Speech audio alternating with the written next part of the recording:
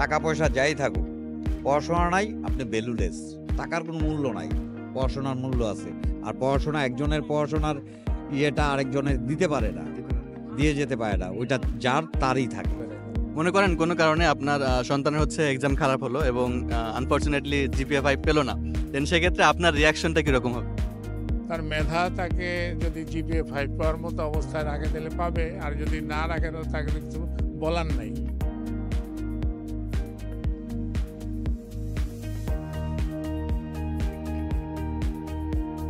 আপনার মেয়েকে নিয়ে আপনার স্বপ্ন কি? স্বপ্ন আমার মেয়েকে নিয়ে ওর ফ্যাশন ডিজাইনার হওয়ার ইচ্ছা। ঠিক আছে, দেখি আল্লাহ কি করে। আমার মেয়ের একটু ইঞ্জিনিয়ারিং পড়ার ইচ্ছা, যদি ভাগ্যে হয় বা সে মেধা তালিকায় ওইভাবে আসতে পারে আর কি। আমার ছেলে তো ছোট থেকে আমার ইচ্ছা পাইলট হবে। পাইলট হবে? হ্যাঁ, একেবারে ছোট থেকে যখন মানুষে বলতো তুমি কি হবা, তখন বলে পাইলট হবে। আমার এখনো ওর মানে পরিকল্পনা ওইটাই যে পাইলট হবে। আপনার সন্তান নিয়ে আপনার স্বপ্নটা কি? আপনার ভালো মানুষ হোক। এমনিতে হচ্ছে বাই প্রফেশন, মানে সে তাকে আপনি কোথায় দেখতে চান? বলছিলাম যে মেডিকেল পড়ো, সে মেডিকেল পড়ার আগ্রহ না, ইঞ্জিনিয়ারিং করতে চায়। ইঞ্জিনিয়ারিং করতে চায়। আমি নিজে সায়েন্সের ছাত্র, তাহলে তারে আমি সায়েন্সে পড়াইতে পারতাম।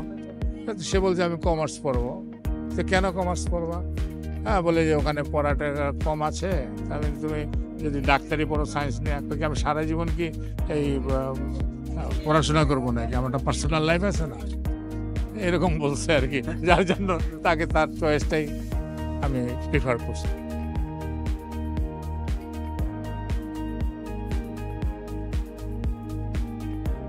বাসায় পড়াশোনা নিয়ে কে বেশি প্রেসার দেয়? আমি নিজেই। আপনি নিজে বেশি প্রেসার দেন? পরীক্ষা দিতে যাওয়ার আগে মানে আপনি বেশি নার্ভাস ছিলেন নাকি হচ্ছে আপনার সন্তান বেশি নার্ভাস? আমি বেশি নার্ভাস হচ্ছে, ছেলেরা তো এমনি নার্ভাস কম হয়। গতকালকে রাতের সিচুয়েশনটা বলবেন, কিরকম টেনশনের মধ্যে ছিলেন? টেনশন ও আর কই করে, ছেলেরা তো করে না, সেটা তো নিজেরাও বোঝে। গতকালকে রাতে অবশ্যই একটু টেনশনের মধ্যে ছিলেন। টেনশন নাই, বলছিলাম বেশি পড়বো না, ঘুমাও, যা বড় ভাইয়া, তো পরে লাভ কি?